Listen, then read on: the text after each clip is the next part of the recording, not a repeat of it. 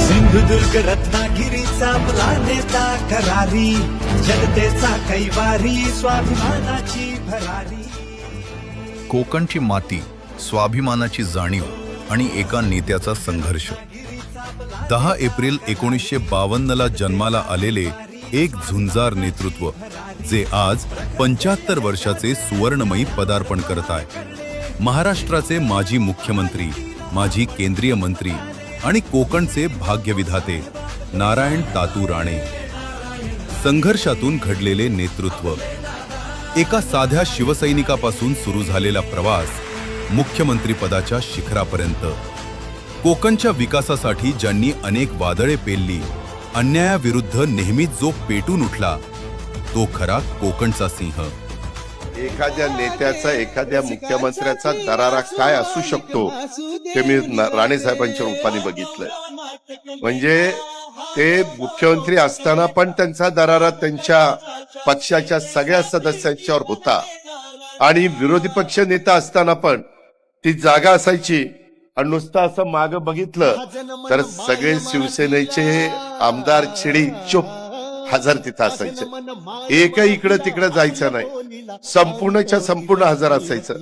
तसं कुठल्याही मुख्यमंत्र्यांच्या बाबतीमध्ये मला पाहायला मिळालं नाही. आज पण आमचे वेगवेगळे मान्यवर भाषण करत असतात, त्या पक्षाचे लोक असले तर हजर, नसले तर नाही. त्याच्यामध्ये अजिबात अशी शिस्त त्या ठिकाणी राहिलेली नाही. परंतु प्रशासनावर पकड कशी असली पाहिजे, प्रशासनावर दरारा कसा असला पाहिजे, काम कशा पद्धतीने ओळखायचं असतं, हे महाराष्ट्राला हे निश्चितपणे राणे साहेबांच्या रूपाने आपल्याला सगळ्यांना पाहायला मिळालं.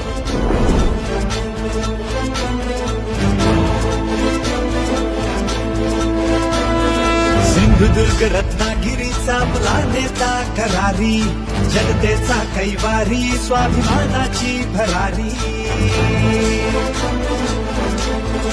हो, सिंधुदुर्ग रत्नागिरीचा आपला नेता करारी, जनतेचा कैवारी, स्वाभिमानाची भरारी.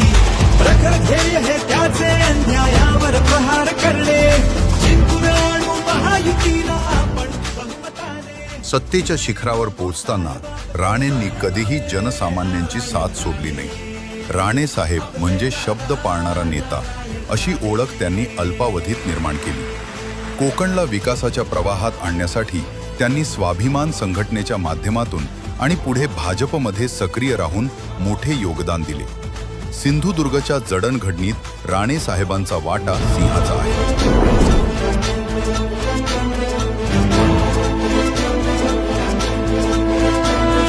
सिंधुदुर्ग रत्नागिरीचा आपला नेता करारी, जनतेचा कैवारी, स्वाभिमानाची भरारी.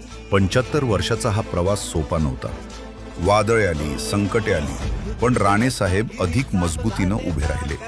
आज त्यांच्या अमृत महोत्सवी वर्षात सिंधुदुर्गात संसद कोकण समृद्धी महोत्सवाच्या माध्यमातून जनतेचे प्रेम व्यक्त होत आहे. मुख्यमंत्री असताना मुंबई आणि महाराष्ट्राला दिशा देणारे धाडसी निर्णय असोत, किंवा केंद्रीय मंत्री म्हणून सूक्ष्म, लघु आणि मध्यम उद्योग खात्याद्वारे देशाला आत्मनिर्भर बनवण्याचे स्वप्न, नारायण राणेंनी आपल्या कामाचा ठसा उमटवलाय.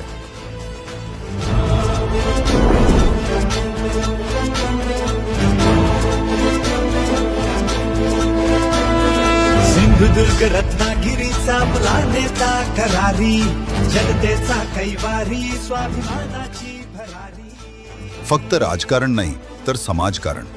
सिंधुदुर्गाच्या भूमीवर शिक्षण, आरोग्य आणि रोजगाराची गंगा आणणारे दूरदृष्टीचे नेते. राणे साहेबांसाठी कोकणवासियांचे प्रेम हेच त्यांचे खरे भांडवल आहे. आज 75व्या वर्षात पदार्पण करताना कोकणच्या सर्वांगीण विकासाचा संकल्प अजूनही त्यांच्या डोळ्यात कायम आहे. चला, या स्वाभिमानी नेतृत्वाला, विकासाच्या प्रणेत्याला देऊया अमृत महोत्सवी शुभेच्छा. विभावरी परब, ब्युरो चीफ, संवाद मीडिया.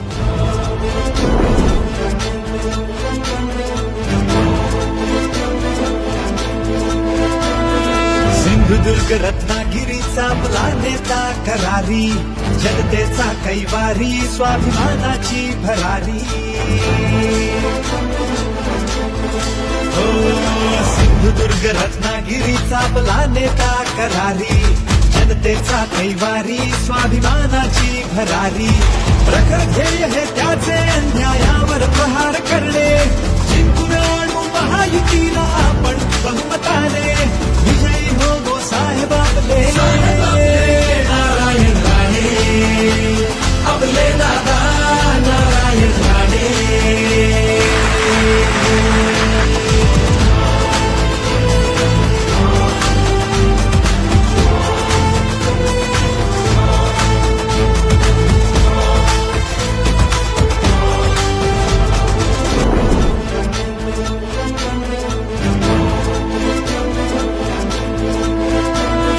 सिंधुदुर्ग रत्नागिरीचा आपला नेता करारी, जनतेचा कैवारी, स्वाभिमानाची भरारी. हो, सिंधुदुर्ग रत्नागिरीचा आपला नेता करारी, जनतेचा कैवारी, स्वाभिमानाची भरारी.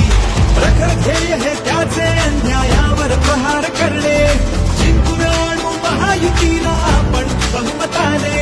विजयी हो गो साहेब आपले नारायण राणे, आपले दादा नारायण राणे.